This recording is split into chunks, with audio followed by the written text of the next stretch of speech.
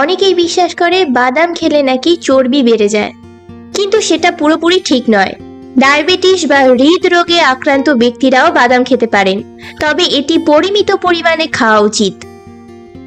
পুষ্টির দিক থেকে কাজু বাদাম, কাঠবাদাম বা পেস্তা বাদাম খাবারের তালিকায় শীর্ষে থাকলেও চীনা বাদাম কিন্তু পিছিয়ে নেই। তবে পুষ্টিবিদরা বলছেন যে চীনা বাদামে পাওয়া উপাদানগুলোর মধ্যে স্বাস্থ্য উপকারিতা রয়েছে। ডায়াবেটিস বা হৃদরোগে আক্রান্ত ব্যক্তিরাও বাদাম খেতে পারেন, তবে এটি পরিমিত পরিমাণে খাওয়া উচিত। জেনে নিন এক মুঠো বাদামে কি কি উপকার পাবেন। বাদামে আছে প্রোটিন।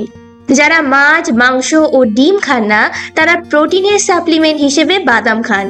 পুষ্টিবিদদের মতে বাদাম উদ্ভিজ্জ প্রোটিনের একটি চমৎকার উৎস। 7 থেকে 10 গ্রাম বাদামে যে পরিমাণ প্রোটিন থাকে তা একটা ডিমের সমান। তারপর বাদামে রয়েছে ফ্যাট। চীনা বাদামে যে ধরনের চর্বি থাকে তা হার্টের স্বাস্থ্যের জন্য ভালো। বাদামে থাকা মনোস্যাচুরেটেড এবং পলিস্যাচুরেটেড ফ্যাট রক্তে খারাপ কোলেস্টেরলের মাত্রা নিয়ন্ত্রণে সাহায্য করে। এছাড়া বাদাম হজমে সাহায্য করে।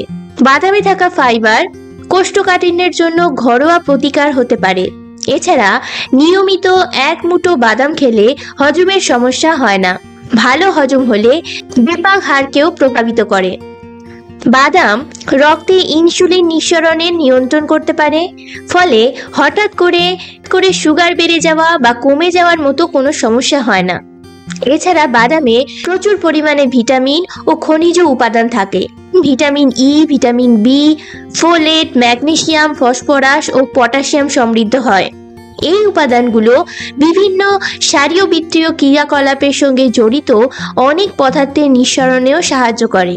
এছাড়া পুষ্টিবিদরা নার্ভের বিভিন্ন কাজকে স্বাভাবিক রাখার জন্য চীনা বাদাম খাওয়ার পরামর্শ দেন। এছাড়া বাদাম ওজন নিয়ন্ত্রণেও সাহায্য করে। অনেকে মনে করে যে বাদাম খেলে শরীরের মেদ বাড়ে, তবে সাম্প্রতিক বিভিন্ন গবেষণায় দেখা গেছে বাদাম ওজন নিয়ন্ত্রণে সাহায্য করে, অর্থাৎ আপনাকে মোটা হতে দেয় না। চীনা বাদাম প্রোটিন ও ফাইবার সমৃদ্ধ হয়, কিন্তু এর ক্যালোরি খুবই কম, তাই এই বাদাম স্বাস্থ্যের জন্য সর্বদাই উপকারী।